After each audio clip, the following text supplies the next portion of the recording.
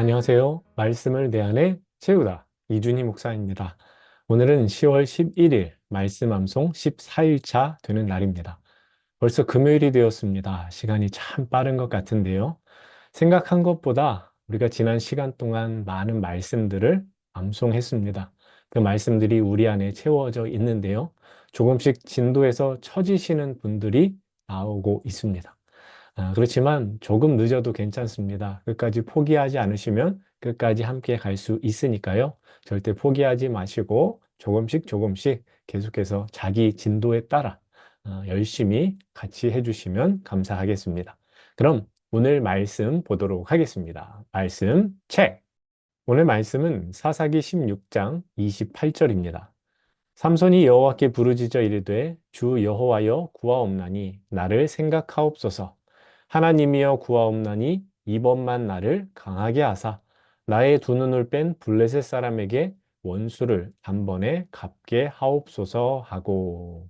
아멘. 전래동화 햇님 달림을 보면 호랑이에게 쫓겨 막다른 길에 다다른 남매가 기도를 하는 장면을 보게 됩니다.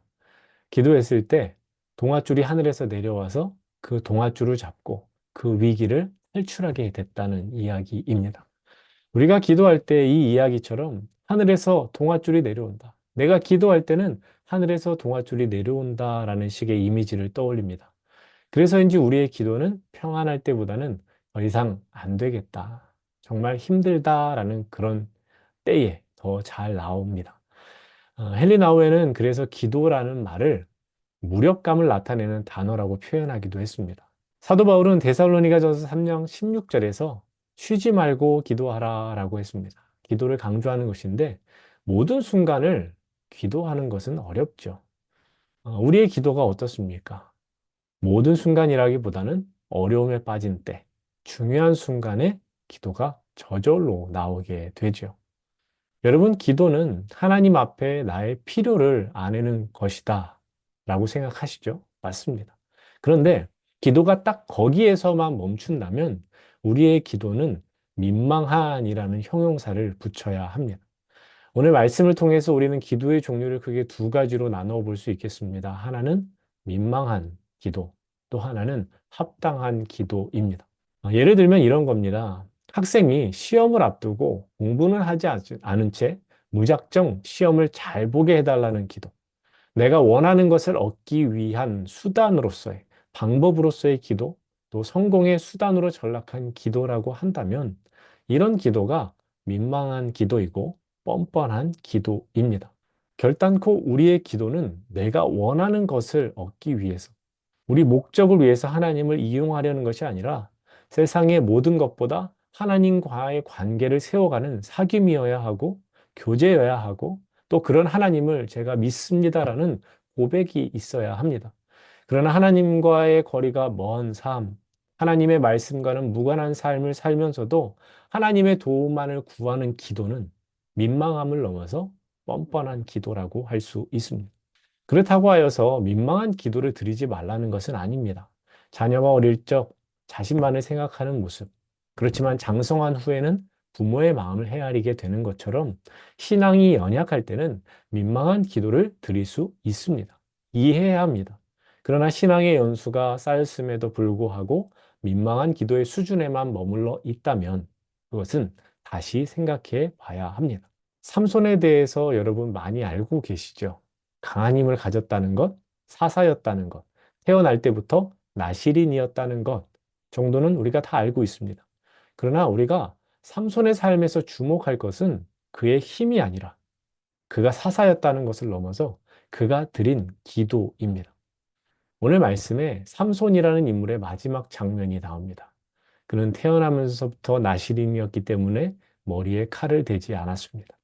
그런데 지금 그의 모습은 이미 다 머리가 밀린 채, 또 두 눈은 뽑힌 채 연자 맷돌을 돌리는 신세가 되어 버렸습니다. 사자를 맨손으로 때려 잡았고 블레셋 사람 1,000명도 가뿐히 물리쳤던 삼손인데 지금 그의 신세가 너무도 참담합니다. 그런 그가 하나님을 향해서 부르짖고 있습니다. 삼손이 여호와께 부르짖어 이르되 주 여호와여 구하옵나니 나를 생각하옵소서.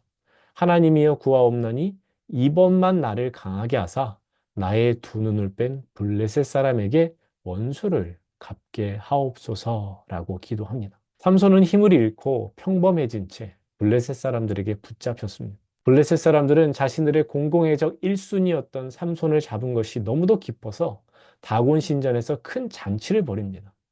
삼손은 잔치 분위기를 북돋아 주기 위해서 불려나가 제주를 부려야 했습니다.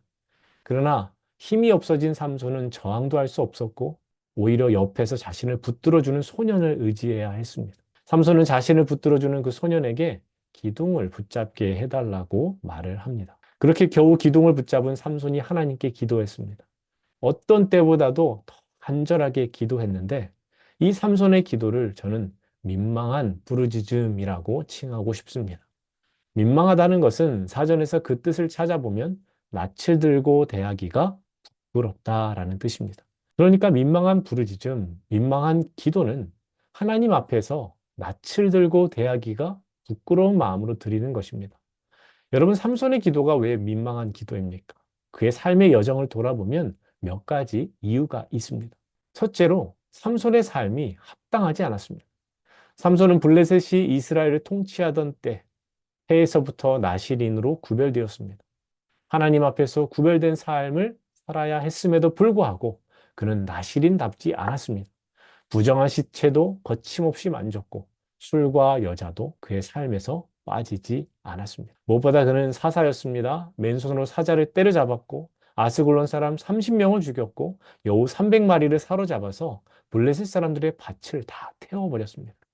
블레셋 사람 1000명도 죽였던 삼손인데 그의 업적이라고 할 수 있는 이 업적들, 그런데 이 업적들이 하나님께서 그를 통해 이루고자 하셨던 일이라고 할 수 있겠습니까? 하나님께서 삼손을 통해서 진정 이루고자 하셨던 것은 블레셋의 손에서 이스라엘을 구원하는 것이고 영적 어두움에 빠진 이스라엘을 회복시키는 것이었을 텐데 삼손은 그 어떤 것도 해내지 못했습니다. 둘째로 그가 죄의 자리를 떠나지 않았기 때문입니다. 삼손은 여러 명의 이방 여인들과 연문을 뿌렸는데 삼손의 삶을 결정적으로 깨뜨린 여인은 들릴라입니다.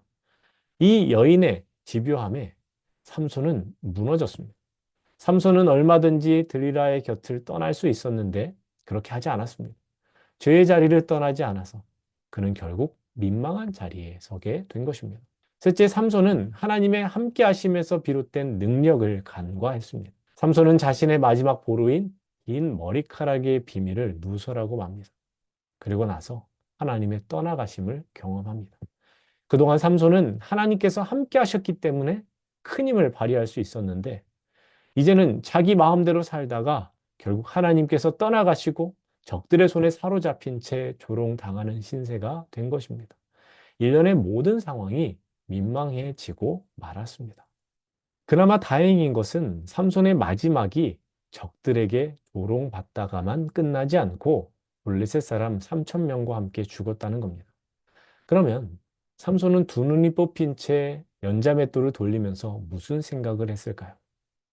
다곤 신전에 모인 수천 명의 블레셋 사람들 앞에서 조롱을 받을 때 어떤 기분이었을까요?